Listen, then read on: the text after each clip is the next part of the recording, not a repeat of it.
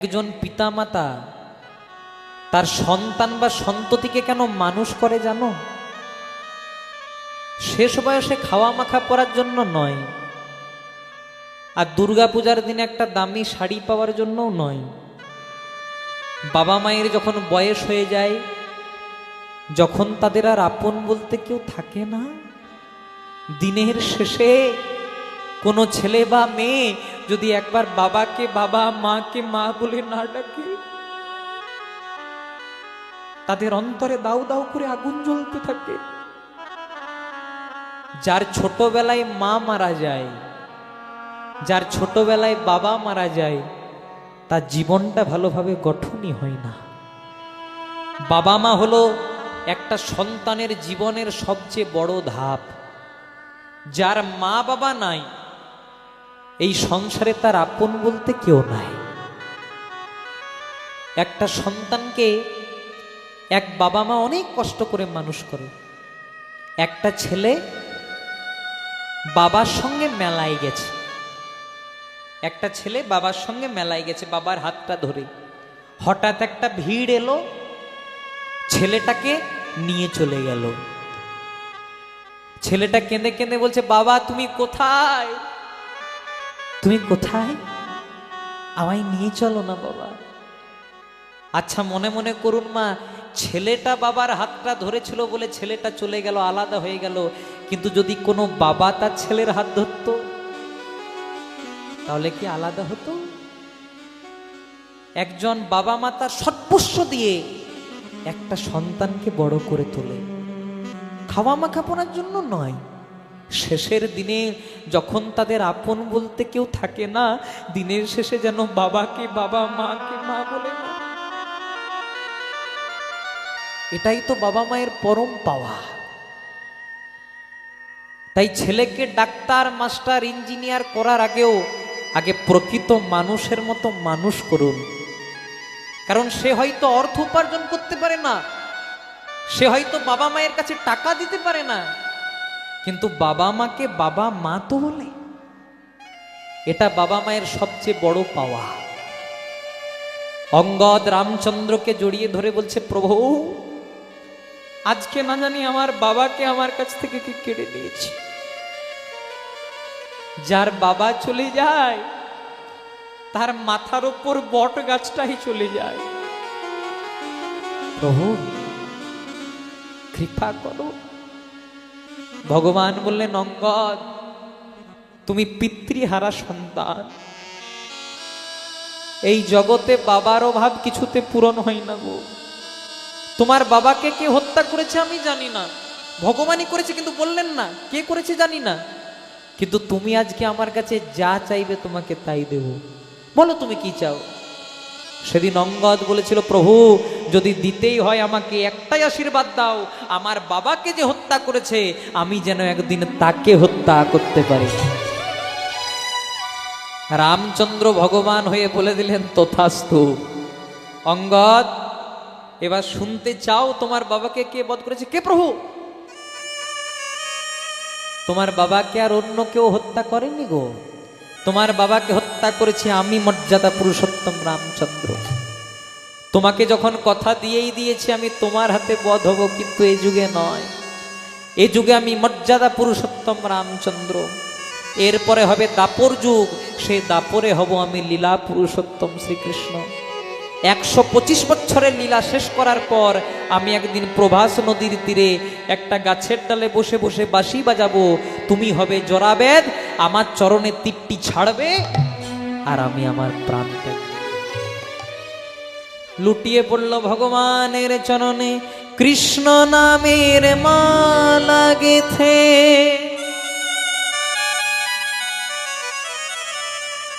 দিলাম তোমার গলে।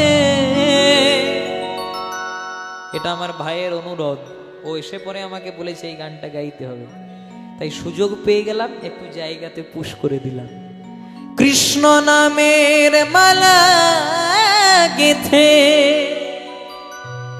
দিলাম তোমার গলে, এ সংসারে তুমি বিনা আমার বন্ধু কে আর আছে। কৃষ্ণ নামের মালা গেথে কৃপা করো দয়াময়, কৃপা করো। দিলাম তোমার গলে, এই সংসারে তুমি বিনা বন্ধু কে বা আছে। কৃষ্ণ নামের মালা গেথে দিলাম তোমার গলে, এ সংসারে তুমি বিনা বন্ধু কে আর আছে। কৃষ্ণ নামের মালা গেথে দিলাম তোমার গলে, এই সংসারে আপন বলতে বন্ধু কে বা আছে। ফোটাও বলে ফুটি দয়া, ঝরাও বলে ঝরে, হাসাও বলে হাসি দয়া, কাঁদাও বলে কাঁদ। ফটা বলে ফুটি দয়া, ঝরা বলে ঝরি, হাসা বলে হাসি দয়া, কাঁদা বলে কাঁদি। ফোটাও বলে ফুটি দয়া, ঝরাও বলে ঝরে, হাসাও বলে হাসি দয়াল, কাঁদাও বলে কাঁদ। ফটা বলে ফুটি দয়া, ঝরা বলে ঝরে, হাসা বলে হাসি দয়া, কাঁদা বলে কাঁদি। সবাই মিলে সঙ্গে গাইব হরে কৃষ্ণ কৃষ্ণ কৃষ্ণ হরে হরে, হরে রাম রাম রাম হরে হরে। উলুধ্বনি নিতাই গৌর হরি। হরে কৃষ্ণ কৃষ্ণ কৃষ্ণ হরে হরে, হরে রাম রাম রাম হরে হরে। হরে কৃষ্ণ কৃষ্ণ কৃষ্ণ হরে হরে, হরে রাম রাম রাম হরে হরে। बोलो राधे कृष्ण, बोलो राधे कृष्ण, बोलो राधे कृष्ण, बोलो राधे राधे। बोलो राधे कृष्ण, बोलो राधे कृष्ण, बोलो राधे कृष्ण, बोलो राधे राधे। बोलो राधे राधे राधे, बोलो राधे राधे राधे, राधे राधे राधे, बोलो राधे राधे। ओ राधे राधे राधे बोलो राधे राधे राधे, राधे राधे राधे बोलो राधे राधे राधे। बोलिए राधा रानी की। তাই এই যে বলে দিল, তোমাকে যখন কথা দিয়ে দিয়েছি আমি তোমার হাতে বধ হব, কিন্তু এই যুগে নয়। এই যুগে আমি মর্যাদা পুরুষোত্তম রামচন্দ্র, এর পরে হবে দাপর যুগ। সে দাপরে আমি হব কৃষ্ণ, তুমি হবে জরাবেদ। আমার চরণে তীরটি ছাড়বে, আমি মারা যাব। আচ্ছা, ভগবানের মুখে আগুন দিয়েছিলেন কে? আমাদের সংসারের নিয়ম আছে, বাবা মা মারা গেলে বংশের বড় ছেলেরা মুখে আগুন দেয়।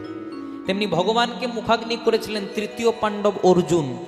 কারণ গান্ধারী মহাভারতের যুদ্ধের পর অভিশাপ দিয়েছিলেন, কৃষ্ণ এই যে তোর জন্য আমার 100টা ছেলে মারা গেল, তোকেও অভিশাপ দিলাম, যেদিন তুই প্রাণ ত্যাগ করবি তোর মুখে আগুন দেওয়ার মতো তোর যদু বংশে কেউ বেঁচে রইবে না। তাই ভগবান এটা অর্জুনকে আগেই বলেছিলেন, অর্জুন তুমি আমার মুখাগ্নি করবে। দেখবেন মায়েরা, যখন আমাদেরকে শ্মশানে নিয়ে গিয়ে পুড়িয়ে দেয়, সব জায়গাটা সহজে পুড়ে গেল, একটা জায়গা পুড়তে চাই না, নাভিমূল। ভগবানের সর্ব জায়গা পুড়ে গেল, কিন্তু নাভিমূলটা পুড়ল না। নাভিমূলটা পড়ে গেল প্রভাস নদীর জলে। যারা ভূগোল নিয়ে পড়াশোনা করেছেন আমার সঙ্গে একমত হবেন, ওই প্রভাস নদীর সঙ্গে যোগ আছে আরব সাগরের। নাভিমূলটা ভাসতে ভাসতে গেল আরব সাগরে। আরব সাগরের সঙ্গে যোগ আছে ভারত মহাসাগরের। নাভিমূলটা ভাসতে ভাসতে গেল ভারত মহাসাগরে। আর ভারত মহাসাগরের সঙ্গে যোগ আছে আমাদের বে অফ বেঙ্গল, মানে বঙ্গোপসাগরে। নাভিমূলটা ভাসতে ভাসতে গেল বঙ্গোপসাগরে। আর যতদিনে বঙ্গোপসাগরে গেল, ভগবানের নাভিমূলটা নাভিমূল রইল না, একটা কাষ্ঠে পরিণত হলো, যার নাম দারু ব্রহ্ম কাষ্ঠ। আর ততদিনে দাপর যুগ ছেড়ে কলিযুগও চলে এলো। ওই দারু ব্রহ্ম কাষ্ঠ দিয়ে পুরীর রাজা, ধার্মিক রাজা, যার নাম ছিল ইন্দ্রদ্যুম্ন, তিনি প্রতিষ্ঠা করবেন জগন্নাথ দেবের শ্রীবিগ্রহ। এতক্ষণ আমরা ছিলাম এই দিকে। আচ্ছা মায়েরা, তোমরা রথ দেখেছো? রথের মধ্যে কজনা থাকে? তিনজন। কে কে? সুভদ্রা, ডান দিকে দাদা বলরাম, আর বাঁ দিকে জগন্নাথ। পদকর্তা মহাজন কলম দিলেন, বলে মধ্যখানে সুভদ্রা ভগিনী, মানে মাঝখানে সুভদ্রা ভগিনী, দক্ষিণে মানে ডান দিকে, দক্ষিণে বলো রাম। মাঝেতে সুভদ্রা ভগিনী, দক্ষিণে বলো রাম। মধ্যখানে সুভদ্রা ভগিনী, দক্ষিণে বলো রাম। মাঝেতে সুভদ্রা ভগিনী, দক্ষিণে বলো রাম। মধ্যখানে মানে মাঝখানে সুভদ্রা, দক্ষিণে মানে ডান দিকে দাদা বলরাম। তাহলে মাঝটা গেল, ডান দিকটা গেল, এবার কোন জায়গাটা পড়ে থাকে মায়েরা? বাঁ দিকটা। আর বাঁ দিকে কে দাঁড়িয়েছেন? যাকে বর্ণন না করলে ইলাটাই হবে না। আবার বাম পাশে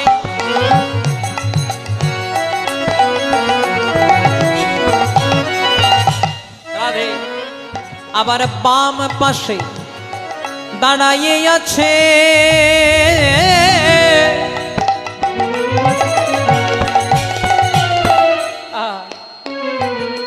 স্বয়ং কৃষ্ণ ভগবান। ওইলা বাম পাশে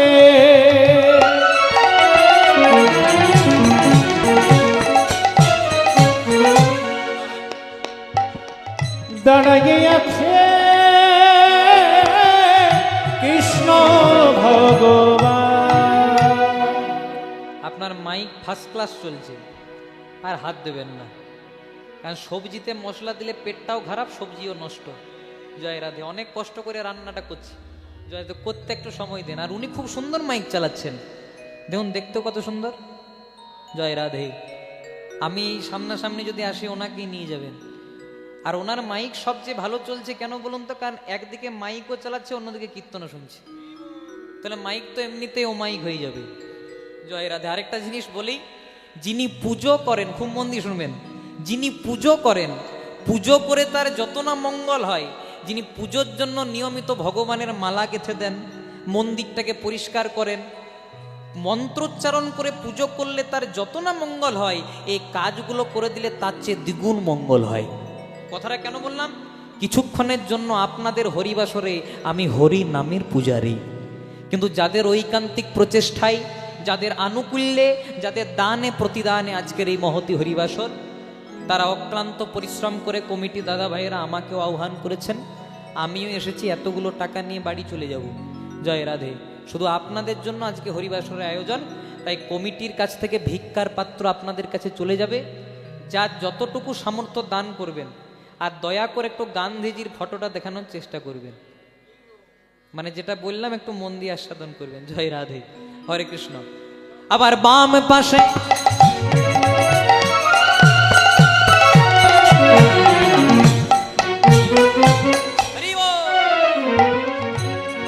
দাঁড়াইয়ে আছে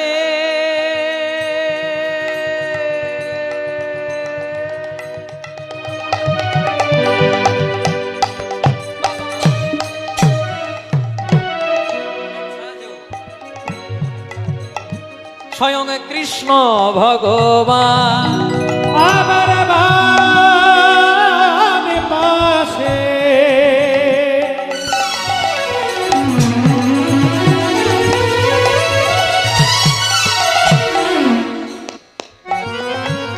দাঁড়িয়ে আছে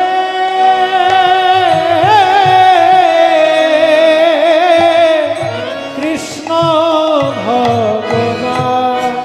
বলে জগন্নাথের জয় দাও গো, জগন্নাথে জয় দাও গো, জগন্নাথে জয় দাও গো, তোমরা জগন্নাথের জয় দাও গো, তোমরা সুভদ্রা ভগ্নীর জয় দাও গো, জগন্নাথের জয় দাও গো, তোমরা বলভদ্রের জয় দাও গো। জগন্নাথে জয় দাও গো। একবার হরি হরি হরি বল। দেবানন্দে বাহু তোলে, হরি হরি হরি বলে, দেবানন্দে বাহু তোলে, তোমরা আমরা জগন্নাথে জয় দাও। মধ্যখানে সুভদ্রা, ভগ্নী দক্ষিণে বলরাম, বাম পাশে দাঁড়াইয়ে আছে স্বয়ং কৃষ্ণ ভগবান। ব্রজের ব্রজেন্দ্রনন্দন যে শচীসুত হলো সে বলরাম হইল নিতাই। সেই দুই ভাই এবে কলিতে গৌর আর নিতাই, জগতের দ্বারে দ্বারে হরি নাম বিলাস। বিশ্ববাসীকে হরিনাম প্রেমের বন্যায় সেই গৌর নিতাই এবে ব্রজের ব্রজেন্দ্রনন্দন সাক্ষাৎ ভগবান কলিকালে এসে হরিনামের বন্যায় ভাসিয়ে দিলেন। ধন্য কলিযুগ ধন্য যে যুগ অবতীর্ণ শ্রীকৃষ্ণ চৈতন্য। প্রণমঃ কলিযুগ সর্বযুগ সার হরিনাম সংকীর্তন যাহাতে প্রচার। কৃষ্ণদাস কবিরাজ গোস্বামী বিরচিত চৈতন্য চরিতামৃত গ্রন্থ, সেই চৈতন্য চরিতামৃত গ্রন্থে কৃষ্ণদাস কবিরাজ গোস্বামী এক পাশে দাঁড়িয়ে কলম দিলেন, এই যে কৃষ্ণ নাম, এই যে হরিনাম যদি গৌর নিতাই না আসতো তাহলে কোনোদিনও বিশ্বের মাঝে হরিনাম প্রচার পেত না। আর সেই গৌরকে আমরা অনেকে ভগবান মানি না। সাক্ষাৎ যুগল ব্রজে যিনি ভগবান শ্রীকৃষ্ণ, সেই রাধা কৃষ্ণ দুয়ে মিলে কলিতে চৈতন্য মহাপ্রভু। আর এই যে ব্রজের বলরাম, তিনি আপনাদের বীরভূম জেলাতে নেমে এলেন। এক চক্রাধাম বীরচন্দ্রপুর, হাড়াই পণ্ডিতের গৃহ আলো করে মাঘ মাস, এই যে মাঘ মাস, আজকে মাঘ মাসের 4 তারিখ, এই মাঘ মাসে হাড়াই পণ্ডিতের কোল আলো করে আপনাদের বীরভূম জেলাতে নেমে এলেন। আর অন্য কেউ নয়, যিনি সাক্ষাৎ ব্রজের বলরাম, তিনিই হলেন কলিকালে হাড়াই পণ্ডিতের পুত্র কুবের। আর এই কুবের পরবর্তী ক্ষেত্রে হলেন আমার নিত্যানন্দ রাম। জয় রাধে। এগুলো আমাদেরকে জানতে হবে। আপনারা বীরভূম জেলার মানুষ, এই বীরভূম জেলাতে অনেক পদকর্তার জন্ম, বিভিন্ন পদকর্তার। এই যে জয়দেব গোস্বামীর কথা বলছি, ইনি বাংলা সাহিত্যের সর্বশ্রেষ্ঠ পদকর্তা। তিনি যদি না আসতেন আমাদের বাংলা সাহিত্যের পদাবলী অধরা পড়ে যেত। আর সেই পদাবলীকে অনুসরণ করে আমরা পদাবলী গাই। যেমন বাংলাতে আমাদের জ্ঞানদাস, নরোত্তম দাস ঠাকুর, তেমনি জয়দেব গোস্বামী বিরচিত গীত গোবিন্দের মাধ্যমে আমরা অনেক কিছু জয়দেব গোস্বামীর কথা শুনতে পাইনি। তাই গৌর প্রেমানন্দে হরি বল। তাই জয় জয় জগন্নাথ মিশ্র নন্দন, ত্রিভুবন করেন যার চরণ বন্দন। আপন ইচ্ছাই প্রভু নীলাচলে আইলা, কলিকালে জগন্নাথ হয়ে প্রচার পাইলা। মধ্যখানে সুভদ্রা, ভগ্নী দক্ষিণে বলরাম, বাম পাশে দাঁড়াই আছেন স্বয়ং কৃষ্ণ ভগবান। ও মায়েরা খুব মন দিয়ে শুনবে। হ্যাঁ, টাকা পয়সা দেবে, আবার কীর্তনের দিকে মনোনিবেশ করতে হবে, কারণ কীর্তনের দিকে মনটা না দিলে আবার উলটপালট হয়ে যাবে সব। খুব মন দিয়ে শুনবে। এই যে ভগবান শ্রীকৃষ্ণ, তিনি জগন্নাথ হয়েছেন, তাহলে রথের মাঝে তিনু বাম দিকে কেন দাঁড়িয়েছেন? সুভদ্রা কেন মাঝখানে? দাদা বলরাম কেন ডান দিকে? যিনি স্বয়ং ভগবান তার তো মাঝে দাঁড়ানো দরকার, তিনি বাম দিকে কেন দাঁড়িয়েছেন? যেদিন ভগবান শ্রীকৃষ্ণ শেষ লীলা করেছিল প্রভাস যজ্ঞ, সেদিন ভগবানের স্ত্রী কতজনা ছিল? 16,108 জন। জয় রাধে। একদম কম। এখন আর ভেবে লাভ নাই বাবা, তখন কৃষ্ণের আমল ছিল। এখন একটার বেশি দুটো করলে আপনাদের সাঁইথিয়াতে পুলিশ রেডি হয়ে আছে। জয় রাধে। কৃষ্ণের 16,108 জন স্ত্রী প্রভাস যজ্ঞের আগে পর্যন্ত জানতো কৃষ্ণের একজনাই মা, যিনি গর্ভে ধারণ করেছিলেন, যার নাম ছিল দেবকী। কিন্তু যেদিন প্রভাস যজ্ঞ হলো সেদিন প্রমাণ হয়ে গেল কৃষ্ণের আসল মা দেবকী নয়, কৃষ্ণের আসল মা হলো যশোদা। যে যশোদা বৃন্দাবনে কৃষ্ণকে 11 বছর লালন পালন করেছিল। তাই প্রভাস যজ্ঞ যেই না শেষ হয়ে গেল, আস্তে আস্তে বাজাবে, প্রভাস যজ্ঞ যেই না শেষ হয়ে গেল, এবার মা যশোদা বাড়ি যাবে, সেই সময় কৃষ্ণের স্ত্রীরা হাতটা ধরেছে। মা, তুমি জানো না, আমরা এতদিন জানতাম যে আমাদের স্বামীর মা দেবকী, কিন্তু আজকে জানতে পেরেছি তুমি আসল মা। তাহলে কয়েকদিন থেকে যাও, একটু সেবা করার সুযোগ দিয়ে দাও। যশোদা মনে মনে চিন্তা করছে, এখনকার দিনে যদি শাশুড়িদের কপাল ভালো হয় তবে বৌমাদের হাতে সেবা পাই। তাই যখন এত সুন্দর অফার দিচ্ছে, সুযোগ দিচ্ছে, হারাবো না। আমি কেন একাই থাকি? সঙ্গে রোহিণীকেও রাখলেন আর সুভদ্রাকেও রাখলেন। এহেন একদিন কৃষ্ণ বলরাম গেছে একটা ধর্মসভাতে যোগ দিতে। এখন যেমন পার্টির মিটিং মিছিল হয়, তখন মিটিং মিছিল ছিল না, তখন ধর্মসভা ছিল। ধর্মসভাতে যোগ দিতে গেছে, আর কৃষ্ণের স্ত্রীরা কৃষ্ণের মায়ের হাতটাকে ধরেছে। মা বলছে কি হয়েছে? তুমি জানো না নতুন বৌমাদের মুখ দেখলে কিছু দিতে হয়? বলছো এই জন্য আটকে ছিলি? বলছে না না, কি দিতে হবে বল, আমিও রাজরানী। কি চাস? সোনা চাস, রাজ অলঙ্কার চাস? বলছে না সেসব নেব না। তাহলে কি নিবি? আমাদের স্বামী কৃষ্ণ বৃন্দাবনে যে যে লীলা করেছিল সেই সেই লীলাগুলি আমাদেরকে কৃপা করে বর্ণন করো। তখন মা যশোদা বলছে ছিচি ছিচি ছি, সেসব বলা যায় নাকি? কৃষ্ণ আমার কখন ব্রজগোপীদের বস্ত্র ধরে টানাটানি করেছে, না ব্রজের ঘরে ঘরে মাখন চুরি করেছে, ননি চুরি করেছে, সেসব বলতে পারবো না। তখন কৃষ্ণের স্ত্রীরা বলছে হ্যাঁ গো মা, অর্ধেক তো বলেই দিলে, আর অর্ধেক বলতে কি আছে? ঠিক আছে, বলবো একটা শর্তে, আমার কৃষ্ণ বলরাম যেন না জানতে পারে। তাই সবাই মিলে গোল করে বসেছে। এবার মা বর্ণন করছে, আর সুভদ্রাকে দিয়েছে দরজা পাহারা দিতে। কৃষ্ণ বলরাম যদি আসে আমাকে আগের থেকে বলে দিবি, আমি গল্প বলা বন্ধ করে দেব। এবার মা যশোদা বর্ণন করছে 6 বছর বয়সে আমার কৃষ্ণ কালীয় দমন করেছিল। 7 বছর বয়সে বাম হাতের কনিষ্ঠ আঙ্গুলে গিরি গোবর্ধন উত্তোলন করেছিল। এবার যেই না বলে দিয়েছে 8 বছর বয়সে করেছিল রাসলীলা। ভগবান মনে মনে চিন্তা করলেন, মা আমার মাধুর্য তত্ত্ব ঐশ্বর্যের মাটিতে বর্ণন করছে, ওরা শুনতে পারবে না। তাই কৃষ্ণ বলরাম ছুটতে ছুটতে দৌড়াতে দৌড়াতে আজকে মায়ের কাছে আসছে। প্রথমে দরজা পাহারা কে দিচ্ছিল? সুভদ্রা। সুভদ্রা যেই না বলতে যাবে মার বলো না, প্রথমেই চতুর শিরোমণি গোবিন্দ এসে সুভদ্রার মুখখানা চেপে ধরেছে। এবার যেই না চেপে ধরেছে বলছে তুই একাই শুনবি? আমরা 3 জনেই শুনবো, 3 জনেই শুনবো, আমরা 3 জনেই শুনবো, আমরা 3 জনায় শুনবো। বলে একাই তুই শুনবি কেন? 3 জনাই শুনবো, বলে একাই তুই শুনবি কেন? 3 জনায় শুনবো। এমন ভাবে মাধুর্য তত্ত্ব বর্ণন হলো যেটা তারা সহ্য করতে পারলেন না। ভগবান ছিলেন বাম দিকে, সুভদ্রা ছিল মাঝখানে, ডান দিকে ছিলেন দাদা বলরাম। দেখতে দেখতে ভগবানের দেহটা সংকুচিত হতে লাগলো, কুম্ভকৃতি হয়ে গেল, চোখ দুটো বড় বড় হয়ে গেল, হাত পা রইল না। আর সেই রূপটাই দর্শন করলেন দেবর্ষি নারদ মুনি। প্রভু এ তোমার কেমন রূপ? বলে এও আমার একটা রূপ। এ রূপে কি তুমি প্রচার পাবে? না পাবো। এ রূপে প্রচার পাবে কবে? এ রূপটা আমার কলিকালে প্রচার হবে পুরী ধামের মাটিতে। আর এই রূপটার নাম হবে জয় জগন্নাথ নিতাই গৌর হরি হরি। হরিব।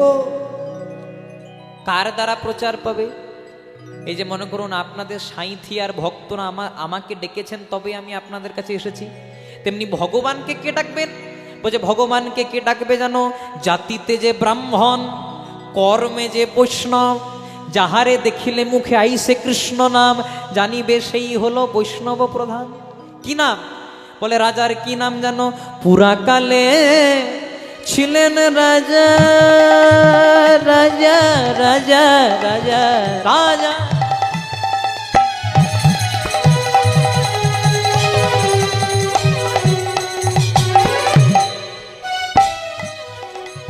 রাজার ইন্দ্রদ্যুম্ন না,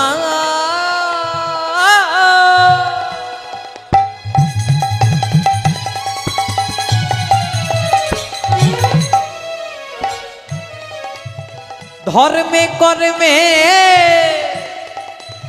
রাজা ধর্মে কর্মে ছিল মতি, রাজা ছিলেন অতি পুণ্যবান। ধর্মে কর্মে ছিলেন মতি অতি পূর্ণবান। আর রাজা কেমন জানো? সদা কৃষ্ণ কৃষ্ণ কৃষ্ণ বলে, কৃষ্ণ কৃষ্ণ কৃষ্ণ বলে, কৃষ্ণ কৃষ্ণ কৃষ্ণ বলে। কৃষ্ণ কৃষ্ণ কৃষ্ণ বলে। চলো মায়ের এখানে লীলা থেকে বেরিয়ে আমরা একটা জগন্নাথ দেবের ভজন গাইব। সবাই একটু আমার সঙ্গে কষ্ট করে হাত দুটি তুলে গাইবে। জয় রাধে। যারা যারা ঢাকার ভেতরে হাতগুলো নিয়ে আছেন কৃপা করে একটু হাত দুটিকে যদি বার করেন আমি খুবই উপকৃত হব, চিরঋণী হব। জয় রাধে। তাই একটু, এত তো ঠান্ডা পড়েনি, ঠান্ডা তো চলে গেছে আস্তে আস্তে। সবাই মিলে একসঙ্গে হাত দুটি তুলে গাইব। যাদের যাদের হাত আছে তারাই তুলবেন। যাদের হাত নাই তোলার দরকার নাই। জয় রাধে। আয় দেখুন এবার সবার বেরিয়ে গেছে, সবাই মিলে গাইবো মতে করি দে রে নন্দলালা পুরী ধামের কেদর বালা। মতে করি দে, মতে করি দে, মতে করি দে রে নন্দলালা নীলাচলের কেদর বালা। মতে করি দে রে নন্দলালা নীলাচলের কেদর বালা। ও মত করি দে, ও মত করি দে, মত করি দে রে নন্দলালা নীলাচল কেন্দর বালা। জয় জগন্নাথ, জয় জগন্নাথ, জয় জগন্নাথ বলো জয় জগন্নাথ।